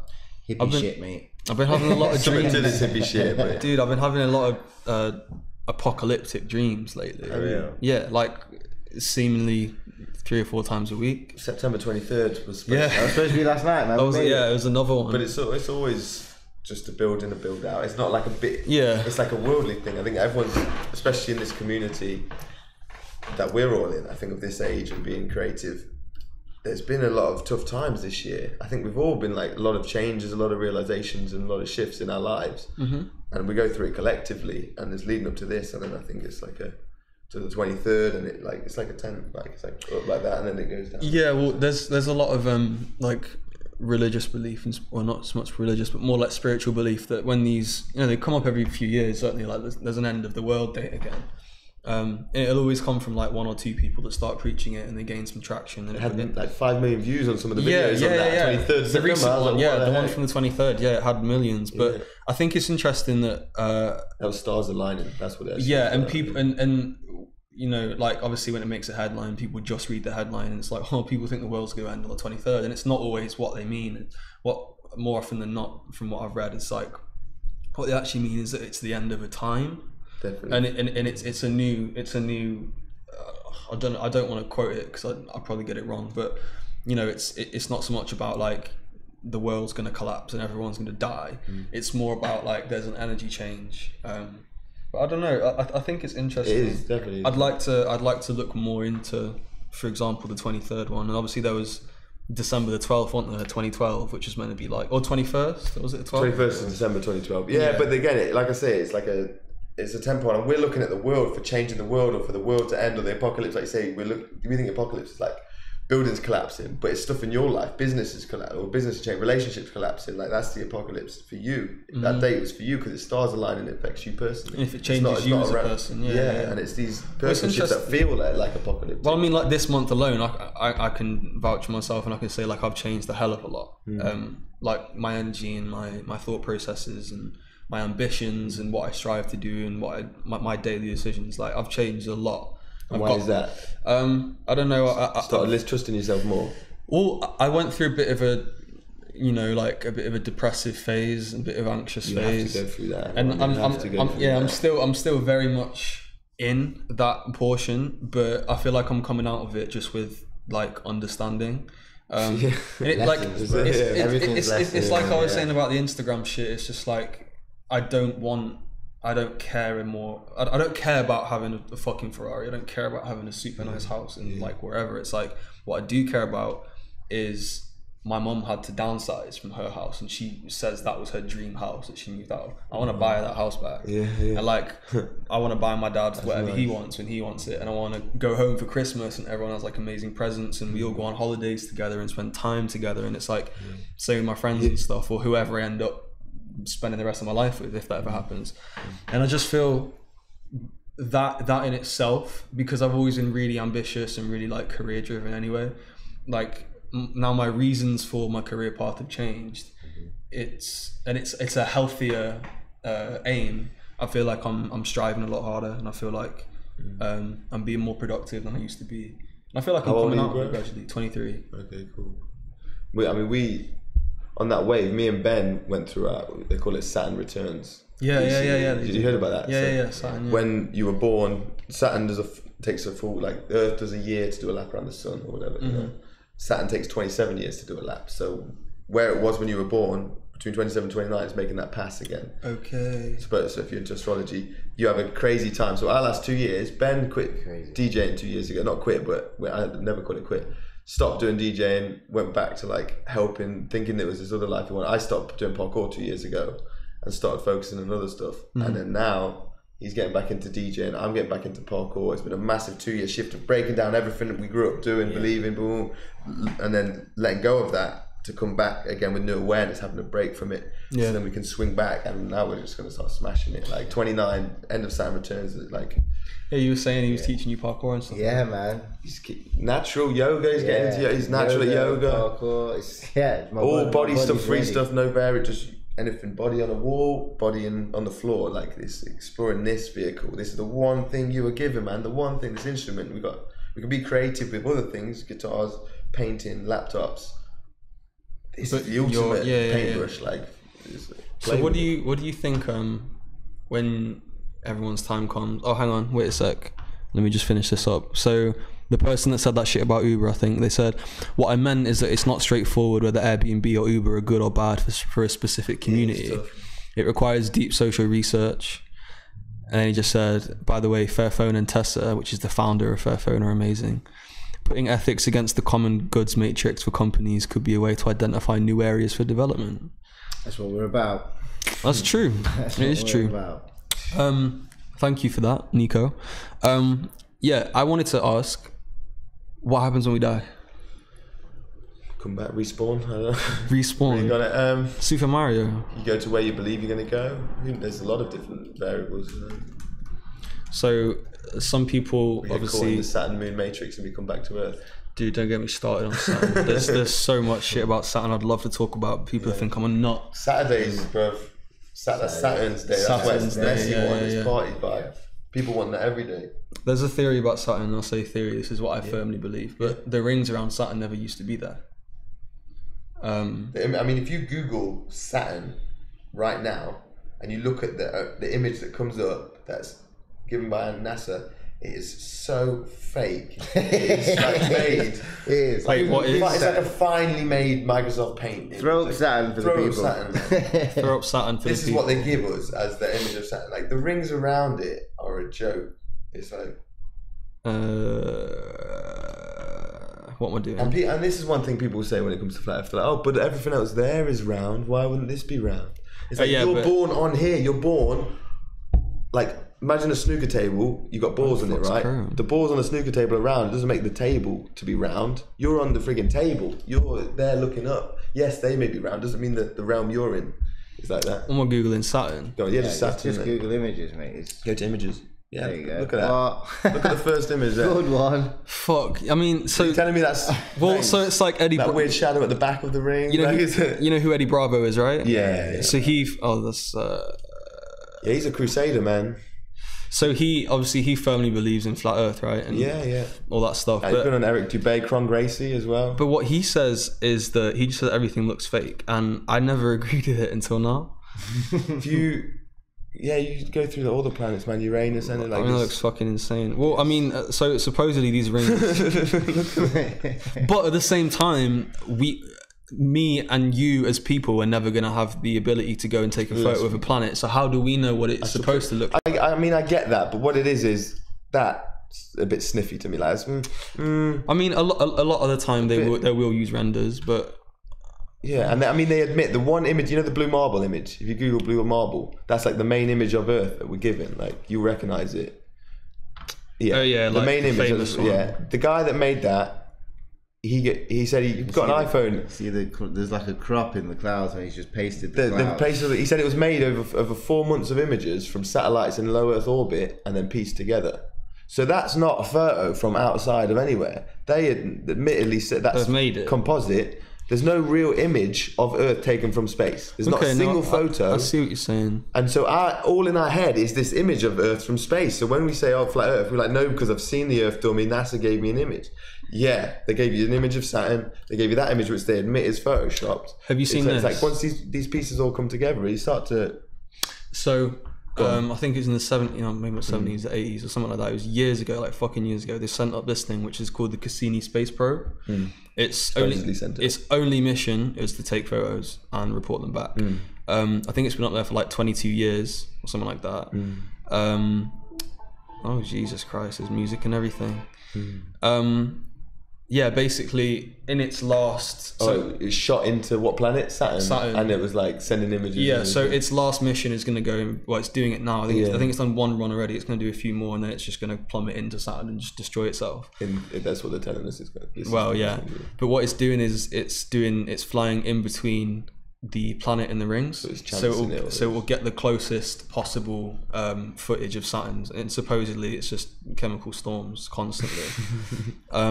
But yeah, for anyone... Nothing to see in space, guys. There's nothing up there. Keep looking down at your phones and looking at the images we give you. Don't look up yourself. Don't take some plants and shoot yourself out into, don't open your third eye and start flying astral projecting. Yeah, I think it's... I don't know. I'm just going to put this on stream while we're talking. But yeah, I think, the whole... Oh my God, that wasn't on the whole fucking time. I think the flat... They were Googling Saturn themselves. Yeah, Google Saturn, for anyone that didn't see that. It was only up for a second. It's a shock. It's a trauma. You're like... And Pluto is funny. There's a Pluto image with Pluto the dog Pluto has got Pluto the dog space in it, the main image. What? It's got an outline cropped of Pluto the dog. For real. You kidding? And that when you zoom into that, the blue marble that you see, they've just chopped the same clouds over different parts. It's the image they gave us with the word sex in the clouds. Like, it's a fun game, man. Clocking all this stuff. You're like, oh yeah. I'm just going to leave that out. There's just no point.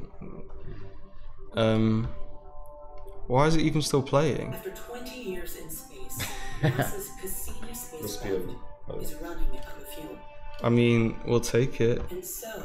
What is it? There you go. Yeah, I mean, I think it's definitely interesting, and I think it's... Sell it with that music, don't they? You've seen the dramatic voice. Movies where they've gone to space, so you know what going to space is like. Well, yeah, I think it is healthy to question what we see, like questioning reality and questioning what information comes to us. You trust yourself more. You just trust it. We trust too many other sources than ourselves. I just think doing it too often can be dangerous, and I think if you're not ready for it. Well, yeah, if you're not ready for it. And it's people get traumatized. That's the thing with vegan and flat earth everything. It's a trauma to realize what's actually going on. And if you can't deal with it, you end up backlashing and you become like angry activists outside McDonald's. That's why there's so many angry vegans. Because they're traumatized. Angry vegans. Yeah, no, bro, because they're triggered. It's traumatic. I remember it depressing me. I remember sitting there and being like, raw. Even like the baby chicks going into the grinder. That was like... Oh yeah, no, I've seen that shit. To make eggs. So you get eggs, they don't need the... Yeah. Like, they're the cutest things. They're the you remember Easter, you used to get the little pretend ones, and they're like the cutest little things. And then on a daily, they're just rolling down the conveyor belt and going into a grinder. So people can have eggs. Right, and that affected me. I was like, jeez. And dude, it comes out, that's what supposedly, I believe it though, that's supposedly what chicken nuggets are in McDonald's. It's like you just put live chicks into a blender and they come out in nuggets. I'm sure there's some fuckery in there. Have you seen Okja? Yeah. Deep film. That was the. I know. film. That's made people go vegan. That movie. Yeah. Yeah. Well, it's eye opening, man. I know it's fiction, but it's not. Is it? It's real. But it's not. Yeah, bro. The super pigs. eye-opening, They're bro. pumping them pigs full of steroids every day, man. They're making super pigs every day. And then you see these videos, and obviously pigs are like mad intelligent anyway. But you see these videos, man, of like pigs and cows just being animals, and it just really it fucks with you. It definitely fucks with me, and like there's just.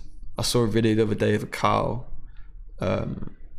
like just coddling a guy, and like they were just like on some hike or whatever, and there was just a cow, and he was like stroking the cow, kind of sat down, and the cow just like laid on him, and he was just like laid back, and this cow just closed its eyes, and I was just like, fuck. It's heartbreaking. Yeah, we're supposed to have that connection. So they're so safe, man. That's what they're sacred in India, you know. That's why. In the mode of goodness, they say cows. They just jamming. Back to, because we didn't touch on it too much. Just back to religion. We'll wrap up in maybe like 15 minutes. But just back to religion, because neither of you kind of said yes or no when I asked if you were religious. Do you know what? I went to a Christian school, Catholic primary school, and about year 4, I was like, "How's this white guy from Nazareth?" Which made me question a lot of shit. And I did some bad stuff in school, and I confessed it in confession, so I'd still be able to get into heaven, because that's what they told you. Well, and they said, "Don't worry, only you and Jesus will know about your confessions." And then half an hour later, I was in the headmaster's office getting a apology. So I was like, "Oh, hold on, maybe there's something to it." But you know what? I studied GCSE religion, and I took. Everyone's on about the same stuff. Let's be honest. Yeah, absolutely. But religion is the biggest gangs. They're original Crips and Bloods. Yeah, for sure. Fucking Catholics, well, I mean, Muslims, you know what I mean? I don't want to offend anyone that's watching, but it's like my interpretation of religion is that there's no better way to control a large group of people. Yeah, for sure. It's the thing is with religion, it teaches a lot of good concepts. If people are open-hearted, but it can also teach you bad things if you're not open-hearted and you want to judge it. If you start to judge others, then it's not serving you. Yeah. It should be something that serves you spiritually, makes you more loving to others. If it's not doing that, then it's not serving you. Then at the same time, it's a funnel of distraction for people who would be spiritual people, but they're like grow up in that. It's channeled into a religion. So people are either science and religion have a little war going on. And they're both as equally as bad as each other. Science creates bombs and it can give us lives, but science can also save lives and do a lot. Religion's the same. It can help people be more loving, or it can help people judge others and feel more disconnected and separate from others. And if it's making you feel separate, it's not serving. Well, I feel like the thing about religion is, regardless of regardless of where you stand on religion or whatever, where you stand in science, it's like, you touched on it earlier, but like in the same way that there's no proof of God, or there's no proof of this or the other, people still believe. In a different shaped earth, there's a proof. Well, what I'm saying is how you said people that believe in science believe that everything came from nothing, from a big bang. That's a belief system as well, because there's no evidence. That's like the ultimate faith to people that then have no faith in anything else. Exactly. They have faith that this bang happened, but I don't believe anything else is faith. It's all exactly. And that's why I'd never just directly cuss anyone out that's religious, because as much as I believe in science, like I also have to believe and not see evidence. You can't cuss anyone for faith. That's for sure. Faith is super important, but it needs to be faith in yourself and your beliefs and your and your drive and your, but not oh my God, if I put my hands together every day, then Jesus is going to bring me that Lambo. It's more, people are called that the law of attraction, wouldn't they? Yeah. We were at a ceremony for the solstice the other day, and this guy was telling us a story. He was on mushrooms, and Jesus was there, and they were like, "Oh, you met Jesus?" And he was like, "He met me, I met him." It's like, yeah, man, he met you. Like, you know what I mean? You're equal. Like, we're all equal. We're all gods, man. We're all in charge of that. There's no higher thing. It's like, you're a god of this, control of the game. Like, it's your movie. As Skepta says, it's your movie. Yeah, it's our movie, like, man. Take control of it and stop blaming other things around you. Start doing the work on yourself, realizing that we're all hurting a bit. The world's so immature, and we're raised in this society where it's really scarred, but we don't want to think that we're scarred, because we just keep using this same... It's ego. We're trapped. We use the same medicine over and over. We don't realize there's other medicines, and we've got to mix it up. We just use alcohol over and over. We just use weed over and over. It's like, be a shaman of your own life. Mix up the different medicines, try different things. You'll open different parts of your mind, different perspectives on things, and then you'll get a real understanding of yourself. You start to see yourself for who you are, trust yourself, and then you start passing things off to other people. And you take control of your life, and then through changing your life, you change thousands of people around you. Do you know who Terence McKenna is? Straight up, yeah. Right. Mr. Been to the big island, man. Have you done DMT? Either of you? Not done DMT. Would you? Oh, yeah. Would you now if we had DMT now, or do you feel like you're not ready for that? Yeah. I think we're just. I think we're about getting. You know, we've had to. We're playing with learn the mushrooms, other plants. man. Yeah, like, mushrooms right now. We like natural things, and mushrooms they grow, and you eat them raw. Yeah, it's natural. Yeah. DMT, other things you burn it. Like. No, I get that. Yeah. The reason I raised it was because you mentioned mushrooms, and there's something I remember Terence McKenna saying in an interview once, or something like that. He was saying that.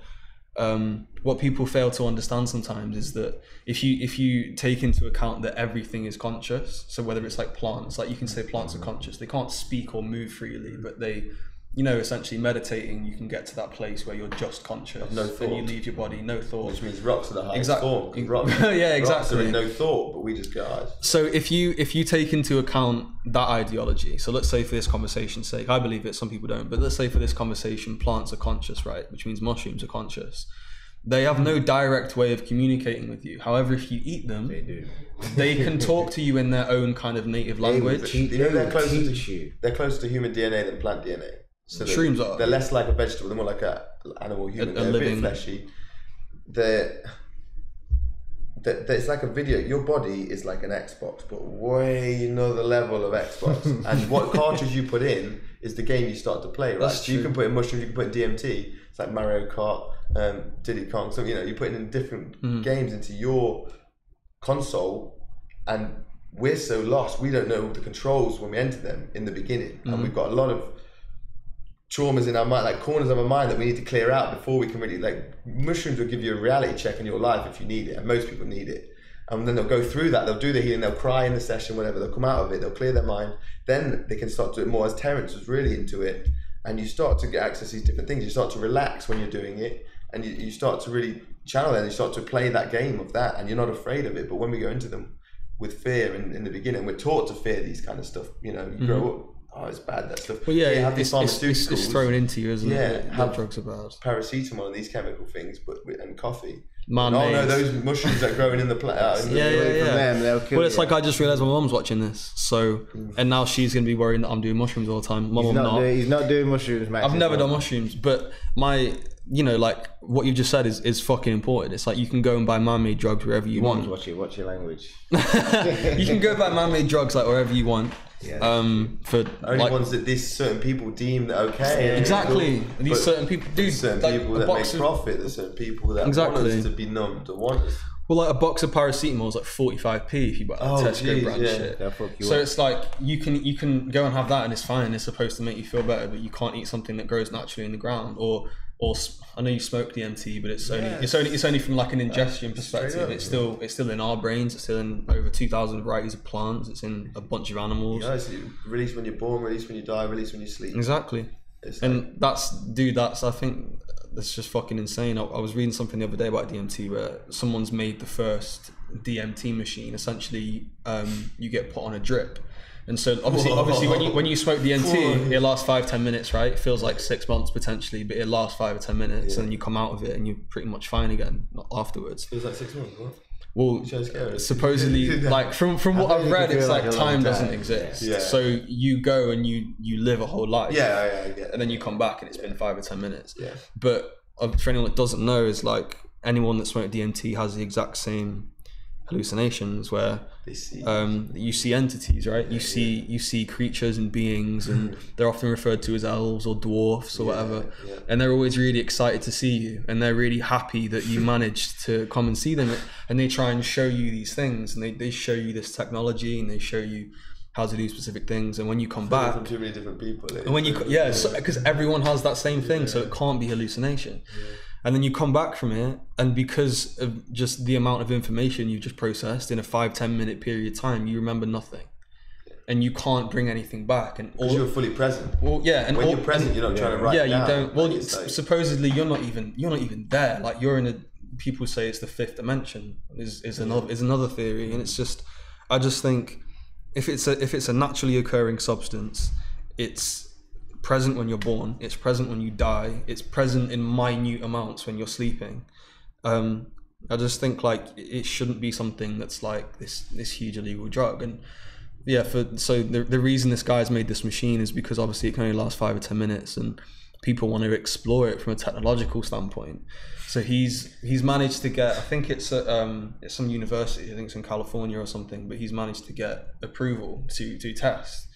So whoever this lucky person is that's going to lay in this bed and get lined up to a DMT drip is going to be on this trip for hours at a time. That's a bit mad. That's mad. It is a bit mad. That person, smoking or eating something natural, like a drip is crazy. But having like water. Yeah. I mean, it got approval, so I don't know, but Yeah, I cool. think that there's that obviously person might clock everything, man. They might come back and just be like, yeah, I know, like I've got it. I've got the meaning. How are they going to remember it? Or they're going to be like, oh, I'm trying to take it to remember it. You're there for so long. This is what I mean. You won't even remember. I guess this is why they're doing it for longer periods. So hopefully you can kind of gain something. But or they come back and go, yeah, there's nothing there. Elf said nothing.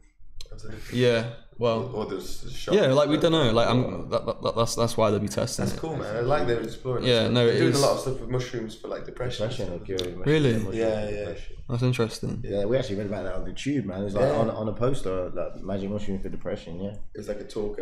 But I definitely, because my experience with mushrooms, it's had me go back and deal with shit that has messed me up, and I've not even realised it's messed inside me up. yourself. Yeah, corners of your mind that even just put away, like because you hear that kind of thing a lot. Can you elaborate on that? Yeah, just like traumatic childhood experiences that you didn't even think were traumatic. Or like, so what happens? You revisit them and you just go back, but it's just like you forgive. I think you forgive yourself. You forgive yourself. Yeah, it's a positive thing, and you let go, and it takes you back to that moment, and then so you have to realize, okay, I'm here for some reason. Do you know what I mean? Something in this situation has brought me. I've got baggage from this situation, and you can either relive through the situation, or you can justify how you're gonna let go of it. You know.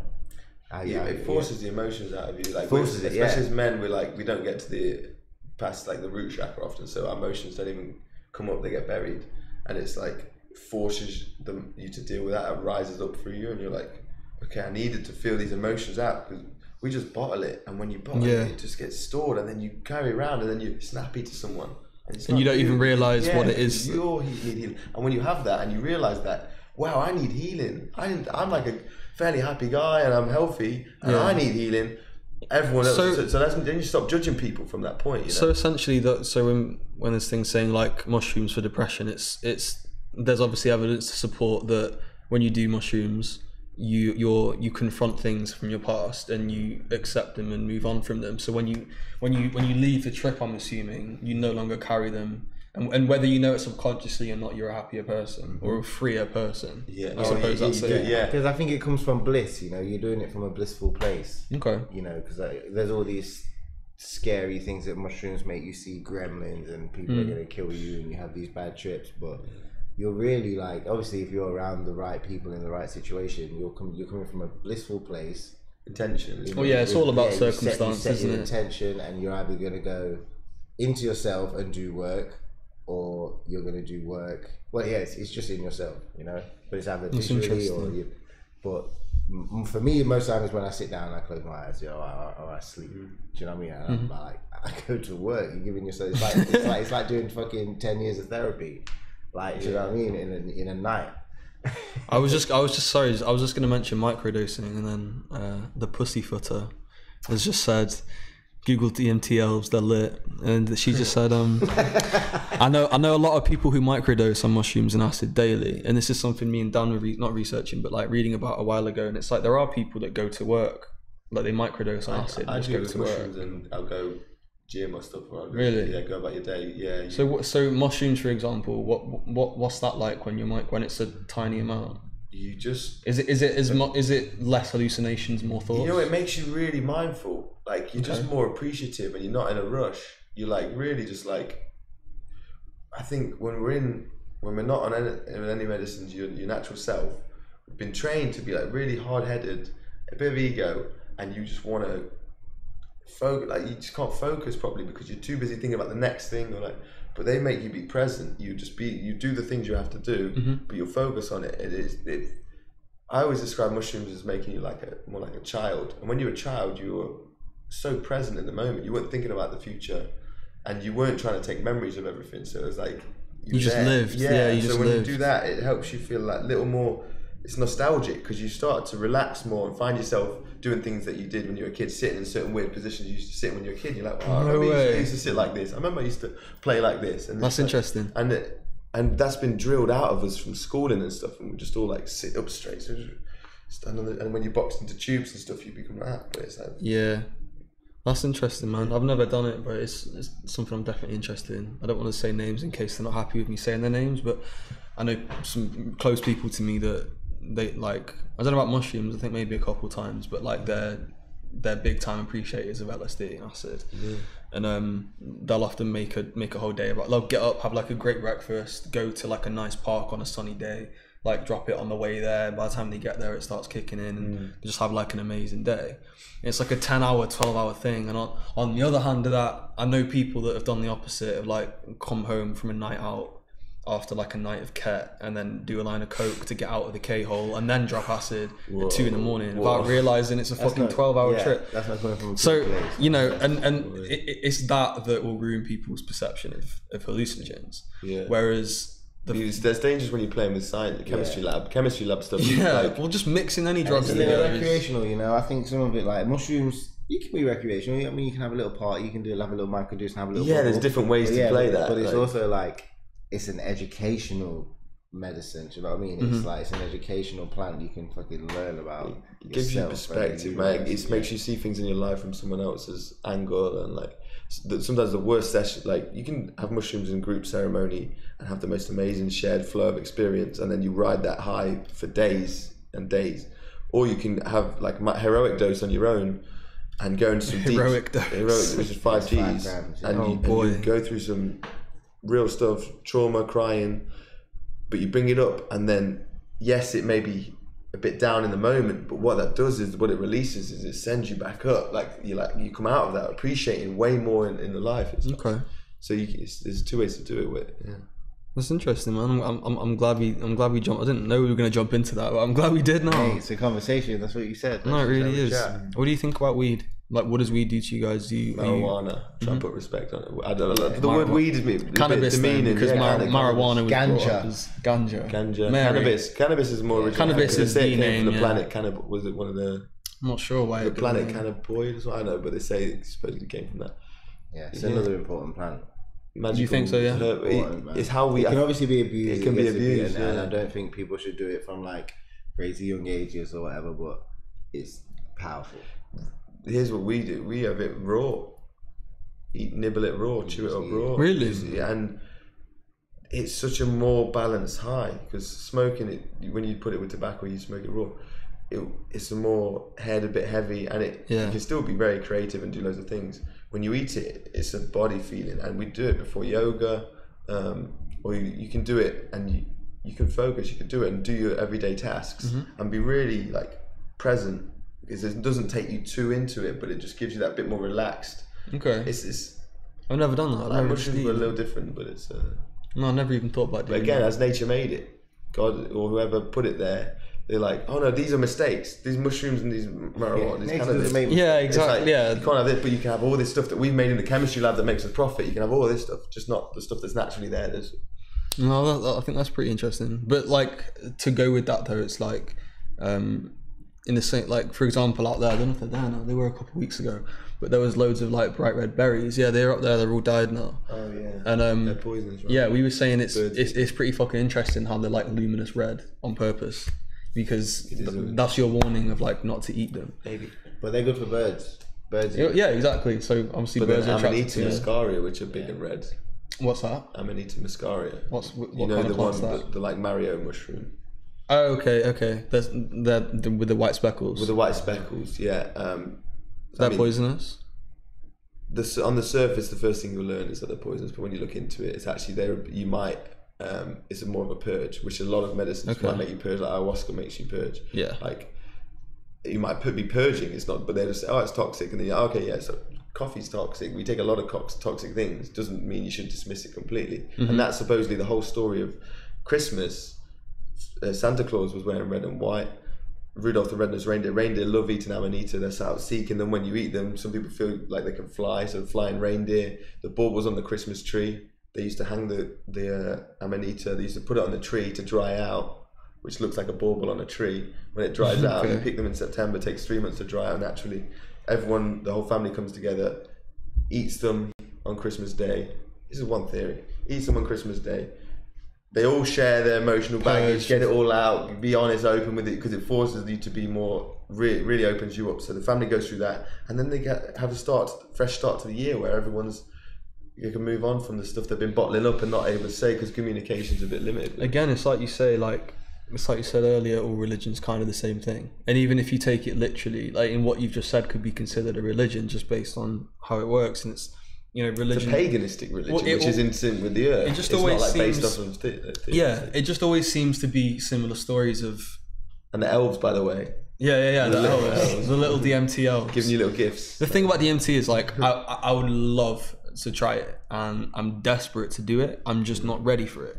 I just feel like it's something I need to do later in life. I feel like I've got a lot more shit to do before I try DMT. I think that's the thing with a lot of us. We want to jump in at the black belt level. Like, if you started jiu-jitsu or something, you couldn't just jump in and back. You'd get snapped around. Yeah. So build up, do a bit of mushrooms or something, or do microdose of mushrooms. Welcome those plants into you a little bit. Don't just go straight in, head on ayahuasca. Yeah, everyone's doing ayahuasca, you feel great. It's like, it's a lifetime of healing to work on. You can't just do one session and think, oh, I'm better now. I did the ayahuasca. I'm going to go home. Life's different now. It's like, no, that's just started to open you up. You started to realize that there's work that needs to be done. Begin the work and appreciate each stage of it. No, I think that's really important. Anyone that wants to try DMT, just chill. Just try some mushrooms, try a bit of LSD. Yeah. Because you might get slapped about. Those plants know themselves. If you don't know yourself, you get shown yourself. Yeah, they don't fuck around, bro. They really don't fuck around. All right. Well, I mean, we've had a good time. Have you got anything else you want to add? Anybody? Any last words? Tell us what's going on in your life. We just had an amazing 2 days, man. Yeah. We came into London a bit anxious because we live out of London now, and it's like there's a crazy energy in London when it's hustle bustle, traffic, parking, all that. Very like head down to yourself. We just went to Felix Price. Shout out Felix Price. That guy is, wait till people, if they know him, they'll know him, but you see him coming, man. Absolute living avatar. He's an avatar. But he's a full shaman artist, the most flexible guy, the most ripped guy, the tallest. He's a beast. Real gentle soul. And he led this first ceremony, this solstice ceremony. He led that around his fire at his space in the Crystal Palace. Like 11 of us, woman with the heart playing. It was amazing. And we didn't sleep that night. That was 2 nights ago. Went straight through to our pop-up party, which was the other side. That was like all natural fire, natural music played live, to our party, which was new school rave, like all the modern hip hop, Drake, Kodak Black. What was that? Was getting dropped. Everything gigs got dropped, man. It was crazy. Yeah. Well, that was another, so it was yin and yang. We did the first natural night and we stayed up all ancestral night. Way, boom, into like the modern, and we stayed up all night. And it's important. It's important to do both. Yeah, so big up. A foot in each door. Appreciate the times we're alive in right now. You can't just go. The spiritual path is about going back to our roots and ignoring technology. It's about using that and finding the yin and yang, the balance between the two that works best for you, and realize and noticing when you are abusing one or the other. I think that's really well said, man. No one's ever structured anything like that, I don't think. His flow's just riding from a good weekend. Yeah, that's it. No sleep. I appreciate them. Donate below. Thank you for your time. Yeah, so below there's a donate link. Everything is still going to Hurricane Harvey, Hurricane Irma Relief Fund, as well as the earthquake situation right now in Mexico. What Harp did that, didn't they? Do you know Harp? Do you think it's hot? I don't know. I'm just saying. I just on that topic. I thought, I don't discuss this off stream. I have to be honest that I don't know. Like, I can't. No one knows.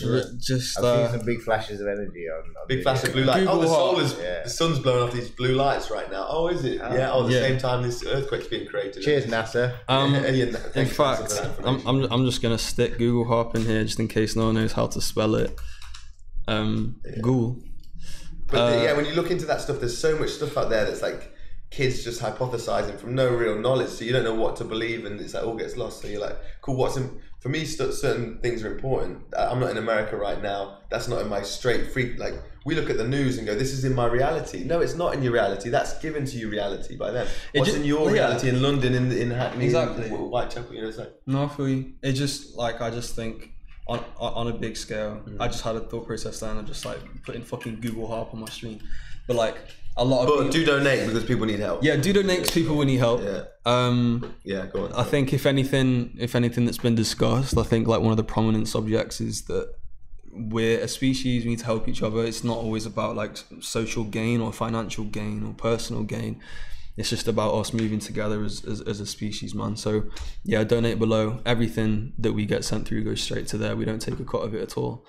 But yeah, appreciate your time, guys. Appreciate Benj, you so much for giving us this platform. No worries, man. Thank you for coming on. It was a good experience. Yeah, really good. Appreciate you, bro. Thanks, guys.